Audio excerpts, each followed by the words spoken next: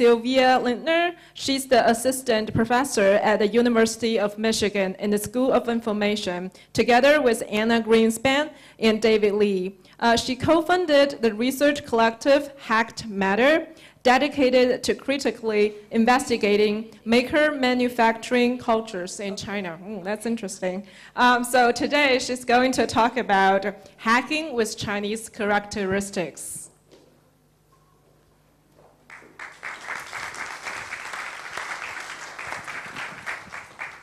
Hello, everyone. My name is Silvia. My Chinese name is Lin Yunya. And as Grace was already saying, I'll be talking about hacking with Chinese characteristics today. And actually, Lynn, Jeffrey, and I hacked the program a little bit. So Lynn actually gave me space to talk about both the collaborations we've been doing at Hacked Matter with IFTF and some of our ongoing research here in Shenzhen. So just a little bit about me. I'm a researcher. More specifically, I'm an ethnographer. And I've been living in China since 2010. So this is where I started to study the Chinese maker scene, all the way from China's first hackerspace in Shanghai, Shenzhen, and you see a photo here on the right. This is when David Lee and his co-founders started Shenzhen. It was pretty much just a table and a 3D printer and a couple of Arduino boards at a co-working space in Shanghai. And I continued onwards then to study the growth and proliferation of making in China, intersections with the global maker movement, intersections with manufacturing, and so on. Along this journey then, I started with David Lee and Anna Greenspan from NYU Shanghai, a research collective called Hacked Matter. So Hacked Matter is basically committed to facilitating partnerships and collaborations between those people on the ground, both researching and practicing making, artists, writers, thinkers, and makers. And in doing so, really conducting in-depth research that looks at innovation and making practices from the bottom up. So what is happening on the ground as people are actually doing things. And in doing so, we have produced a series of outputs. So you see a couple of examples here on the screen. We have hosted panels and roundtables both in Shanghai and here in Shenzhen. This included conferences and speakers, some of which are also here today at the Maker Faire in Shenzhen. You see a couple of photos from our hands-on workshops. So part of this is really a commitment to thinking through making as we are going about to make. So there's an approach called critical making, which is basically an approach to theorizing and thinking through making and through production. So bringing basically theory and practice together. We've also conducted a series of professional interviews, and these are all on our website. You can go online and listen to them. These are just two examples, Bunny and Sophia from Shanghai here. But one thing that I want to focus on particularly today, and this is a partnership and a collaboration Hacked Matter has had with Lynn Jeffrey and the Institute for the Future over the last 3 years, we've begun to focus specifically on the intersections of making and manufacturing in Shenzhen. So back in 2012, when I've been doing my research for about 2 years, more and more people started to talk about Shenzhen. And I became really interested what attracts so many more people to Shenzhen. Why is Shenzhen this new place where people go? And I decided to go myself and was embedded here as a researcher for several months, joining a startup who moved from idea into production. And one of the phenomenons that we as a research team then began to focus on more specifically is not just making and makers arriving in Shenzhen, but also China's own history of production and manufacturing. And one of the things that we specifically focused on is Shanzhai culture. Who in the room here has heard about Shanzhai before? Okay, I see about half of the hands up. So just real brief for the people who haven't been in the morning session. So Terry and Bunny in the morning actually already talked about Shanzhai. So just a brief reintroduction of Shanzhai. Shanzhai is a term that was actually first used to describe family-owned factories based out of Hong Kong who produced things sort of like this. So copycat retail, basically copycats of big brands, Gucci, Nike shoes, and so on, creative remakes, basically cheap versions of expensive brands distributed to people who could otherwise not afford an expensive brand like this.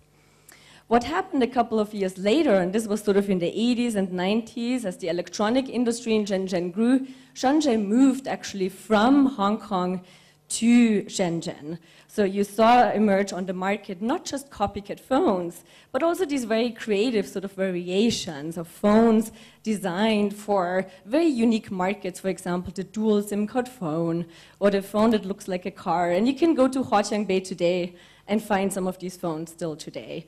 So these are just some more examples here on the screen.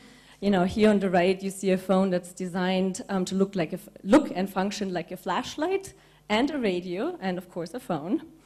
On the left side here is a phone that is aesthetically shaped to look like a Chinese alcohol bottle. And this one I found in the markets about a year ago, and the vendor humorously told me this is the latest iPhone 6.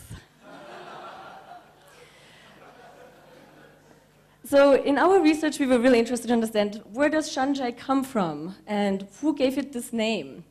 So one story that you hear very often is that Shenzhen, the term itself, actually refers back to old folklore stories in China.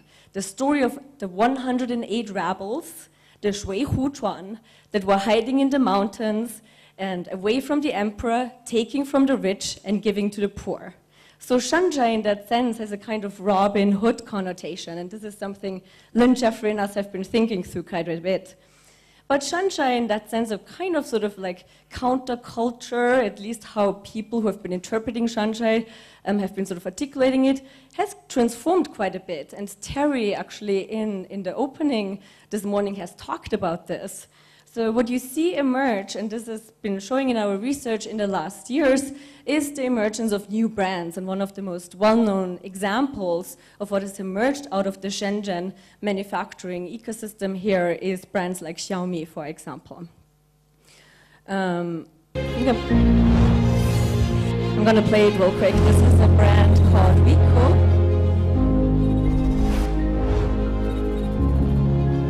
It's the third largest mobile phone brand in France now.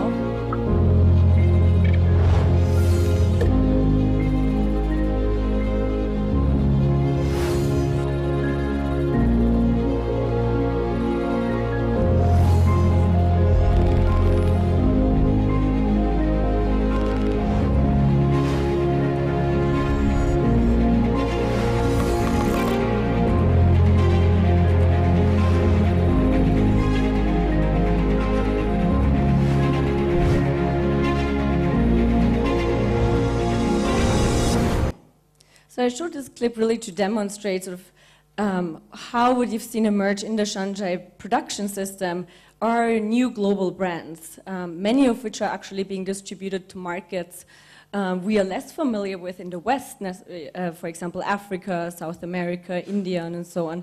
But this is an example also of a brand that is actually popular in Europe. So in our research, we were very curious to understand, how does it actually work? We've heard a lot about Shenzhen, especially foreigners like to talk about Shenzhen.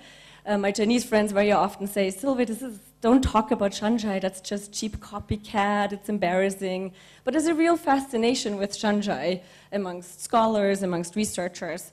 And so we were wondering, well, how does it actually work? Who makes these crazy phones that you find in Huaqiangbei? So we went to interview many, many different players in the Shenzhen ecosystem. And what we found, how Shenzhen actually works in practice, is the following. So what you see here on the screen is the board that goes into producing a smartphone. This is called gongban in Chinese and translates into something like public board. So you can think of the gongban similar to like an Arduino board, but a more complex board, and board that's applied, an open hardware board that's applied to manufacturing. It's basically open source culture, but it has grown out of the manufacturing business. So how it works is, and Bunny briefly touched about this in the morning, is that the board itself and the bill of materials are shared openly with the community within the network of Shenzhen producers.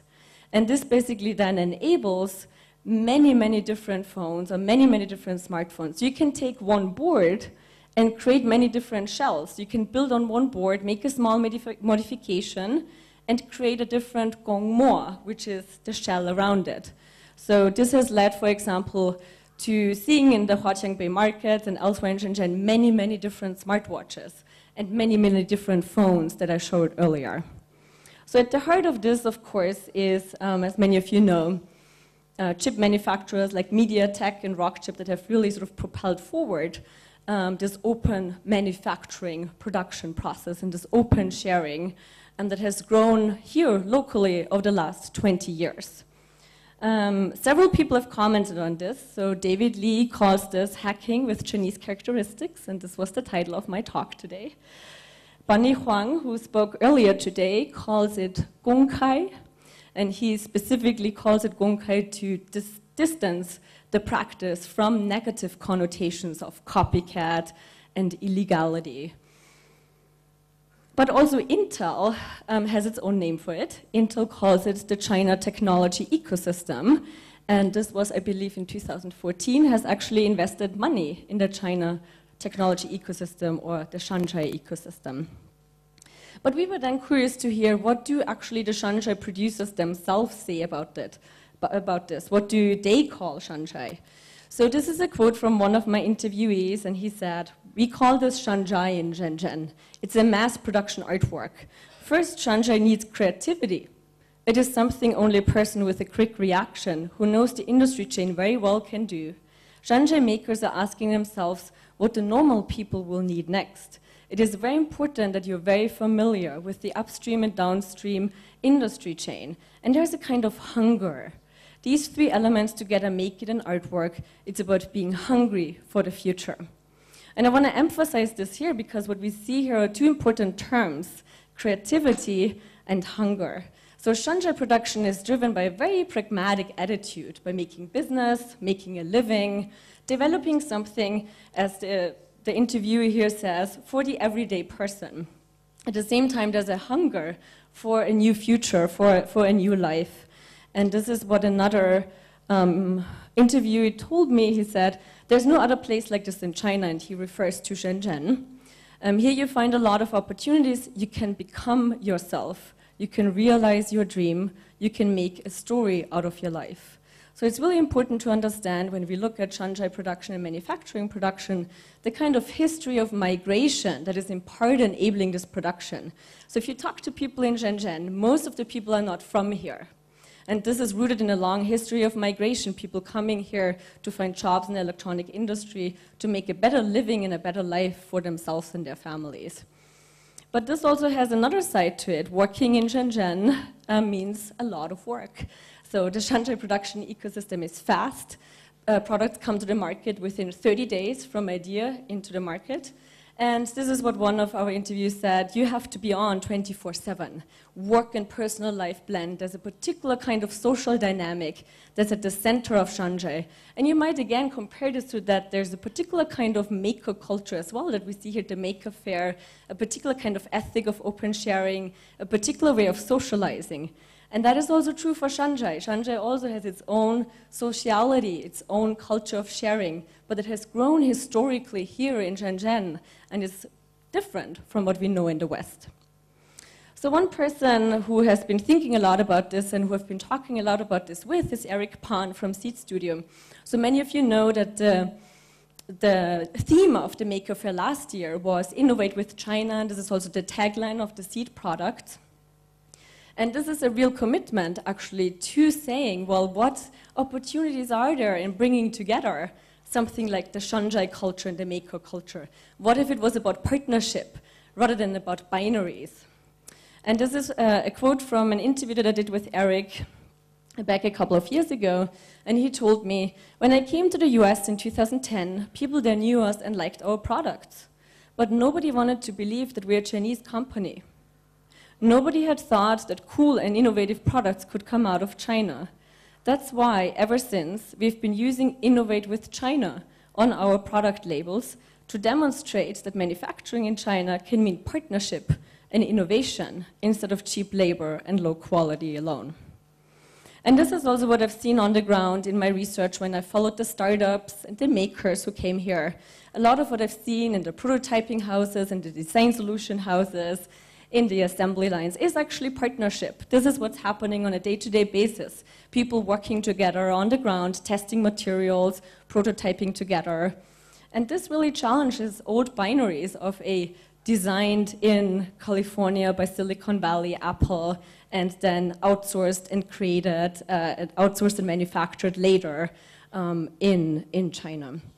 And in challenging this model, what we want to do as we move forward now over the next years, and what we've been starting to develop at Hacked Matter together with the Institute for the Future, is a learning initiative that actually thinks about this as a learning with Shenzhen. So rather than learning from or learning for, a learning with Shenzhen, a partnership.